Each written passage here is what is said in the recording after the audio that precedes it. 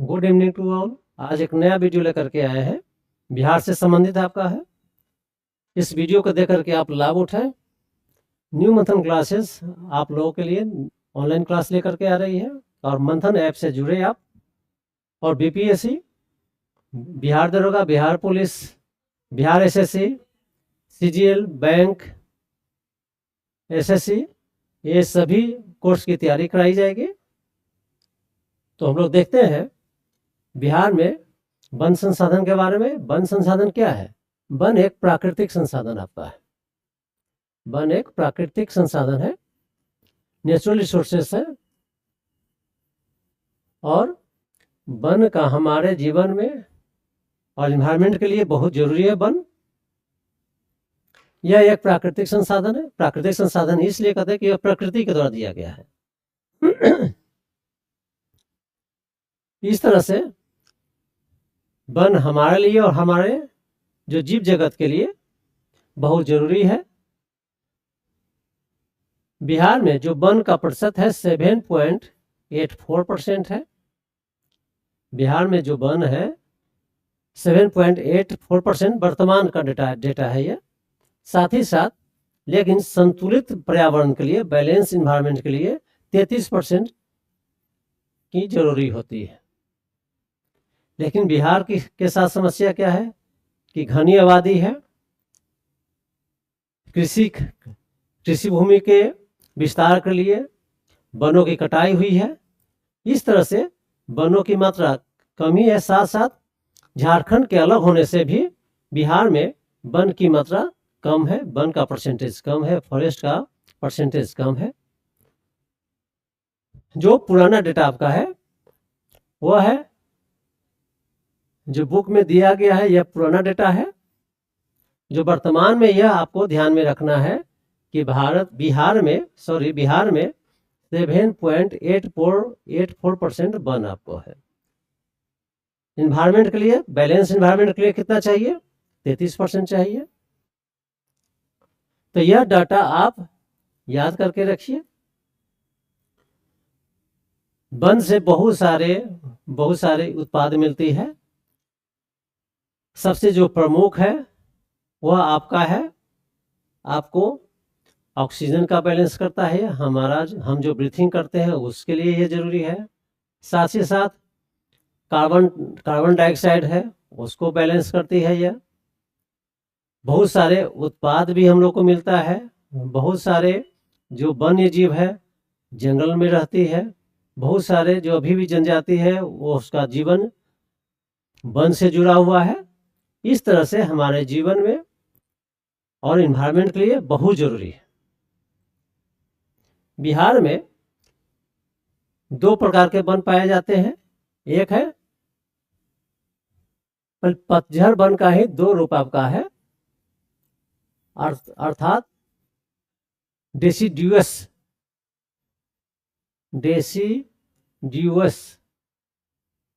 Forest आपका।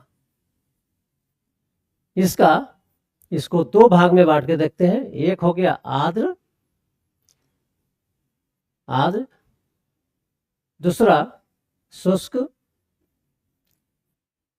अर्थात moist डिसिडुअस forest, moist. दूसरा है ड्राई डिसिडुअस फॉरेस्ट आपका। यह जो वन पाई जाती है आप दक्षिणी पहाड़ी क्षेत्र और उत्तर पश्चिमी भाग में पाई जाती है। यह देख लीजिए आप।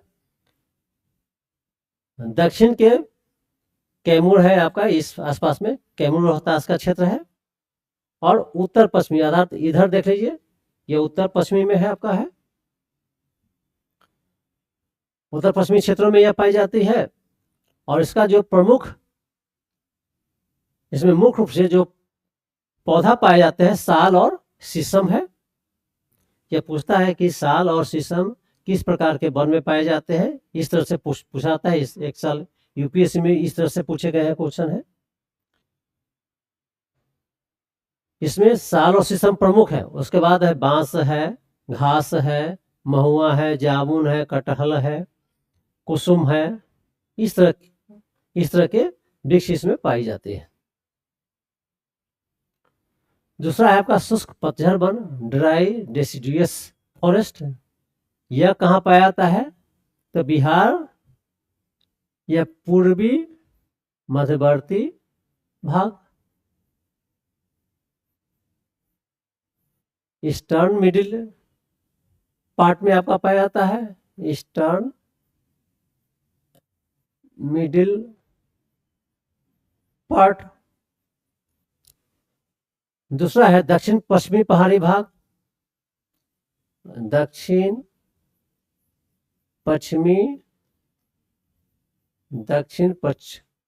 पश्चिमी पहाड़ी भाग।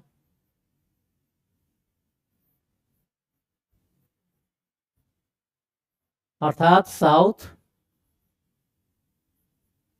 Waste hill area.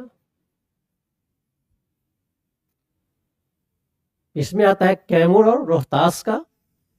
कैमूर है रोहतास में, और आप यह भी जान लीजिए कि बिहार में सबसे अधिक वन आपको कैमूर डिस्ट्रिक्ट में ही पाई जाती है। और इसमें जो वृक्ष है, खैर है, बहेरा है, पलास है, महुआ है, अमलतास है, शीशम है, नीम है। इस तरह इस वन में, आर्द्र पतझड़ वन में इस तरह के पौधे पाई जाती है। बाकी आप देखेंगे बिहार के अन्य जिलों में जो वनों की मात्रा कम है, अर्थात इसका जो वितरण है असमान है, अनइक्वल आपका है। अर्थात जो वन का विनाश जो हो रहा है बिहार में, वन का विनाश, डिफोरेस्टेशन जो हो रहा है आपका, उसका जो प्रमुख कारण है कि यहाँ पर कृषि भूमि का विस्तार हो रहा है। कृषि भूमि का विस्तार अर्थात जनसंख्या यहाँ अधिक है। आप यह जानते होइएगा कि 2011 के जो जनगणना आपका है, उसके अनुसार जनघनत्व जो डेंसिटी है वह सबसे अधिक बिहार में 918 वर्ग किलोमीटर है। अर्थात कृषि भूमि के विस्तार के कारण और जनसंख्या अधिक होने के कारण या वनों का विनाश अधिक हो रहा है। इसी कारण यहाँ बहुत सारे जो जंगली जानवर है वो नहीं पाए जाते हैं। तीसरा जो वन का विनाश हुआ है, वन की कटाई हुई है,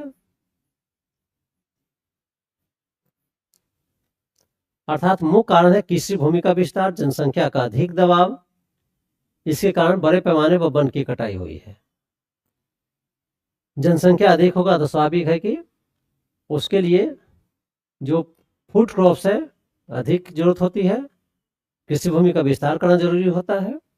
इसलिए यहाँ पर बड़े पैमाने पर वन की कटाई हो रही है, कटाई हुई है, इससे वन का विनाश हुआ है। बिहार में जो वन्य जीवों के संरक्षण के लिए, forest and wild life conservation के लिए पहला चीज यह जान लीजिए कि जो वनों में जो जीव रहते हैं उसको वन्य जीव कहा जाता है। और हमारा जो प्राचीन काल से हमारा जो लाइफ है वन से संबंधित है। हमारा जो बहुत सारे पर्व त्योहार है वो वन से संबंधित है। हम लोग वनों का जो पौधा है उसका पूजा भी करते हैं। जैसे में हम लोग बट वृक्ष का पूजा करते हैं, पीपल का करते हैं, आंवला का करते हैं, तुलसी का पेड़ का पूजा करते हैं, बहुत सारे सूक्ष्म जीव का भी पूजा करते हैं, बड़े जानवर का भी पूजा करते हैं, जैसे गाय आपका है। तो हमारा जो जीवन प्रकृति के बहुत नजदीक है। और इसी तरह से बिहार में वन्य जीवों के संरक्षण के लिए सरकार अभयारण्य तो स्थापित की ही है, साथ ही साथ कुछ निजी स्तर पर भी प्रयास किए जा रहे हैं, जिसमें जो संस्था प्रमुख रूप से है प्रयास है, तरु मित्र है, प्रत्युष है, भागलपुर में आपका है मंदार नेचर क्लब है। आप यदि इसका यूज आप मीन्स में कर सकते हैं। बिहार में 13 आपका वन्यजीव अभयारण्य है, जिसमें एक राष्ट्रीय है अर्थात वाल्मीकि नगर राष्ट्रीय उद्यान, यह पश्चिमी चंपारण में है, अर्थात पश्चिमी चंपारण में वाल्मीकि नगर राष्ट्रीय उद्यान है। यह बिहार का एकमात्र राष्ट्रीय उद्यान है, नेशनल पार्क है। दूसरा आपका है भीम बांध एवं वन्य जीव अभयारण्य, मुंगेर में है, अर्थात मुंगेर में। यहाँ से पूछेगा कि भीम बांध वन्य जीव अभयारण्य कहाँ है, तो मुंगेर में है, जो पीटी में पूछा जाएगा आपका।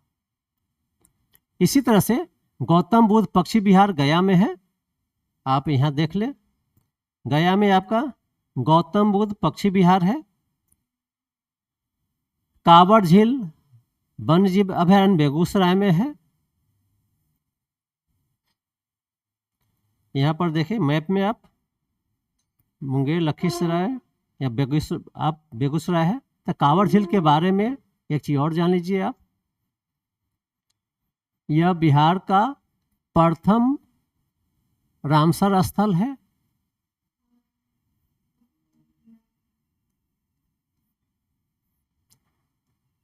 बिहार का प्रथम रामसर स्थल है यह, जो बेगूसराय में स्थित है।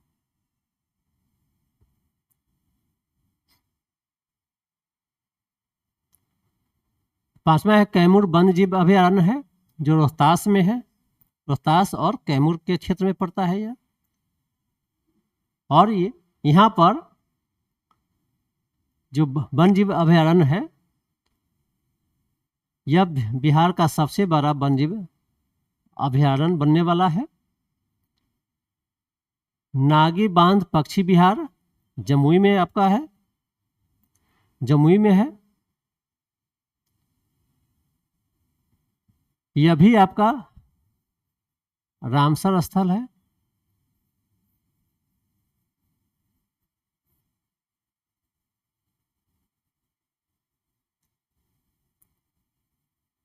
तीसरा अगला है नकटी डैम वन्यजीव अभयारण्य, यह भी जमुई में आपका है, अर्थात यह भी रामसर स्थल है।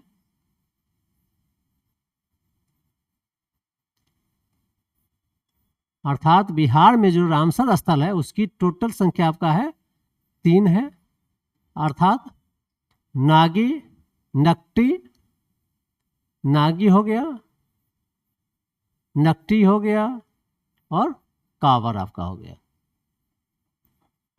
कांवड़ झील। इस तरह से बिहार में 3 आपका रामसर स्थल है।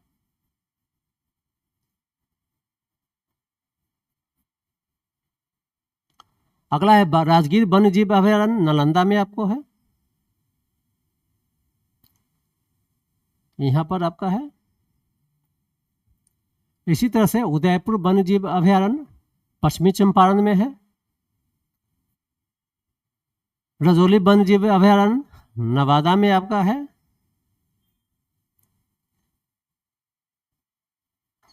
कुशेश्वर स्थान पक्षी वन्यजीव अभयारण्य दरभंगा में है। विक्रमशिला डॉल्फिन वन्यजीव अभयारण्य आपका भागलपुर में है। और एक चीज जान लीजिए कि रिसर्च जो विक्रमशिला डॉल्फिन वन्यजीव अभयारण्य जो बिहार का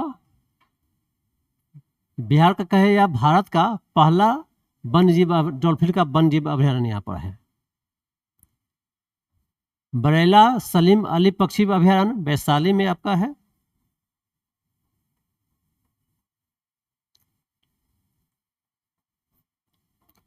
इस तरह से 13 वन्यजीव अभयारण्य है। आप कौन वन्यजीव कहाँ है, किस स्थान पर है, उसको याद करके रखिएगा। इस तरह से यहाँ से क्वेश्चन पूछता है।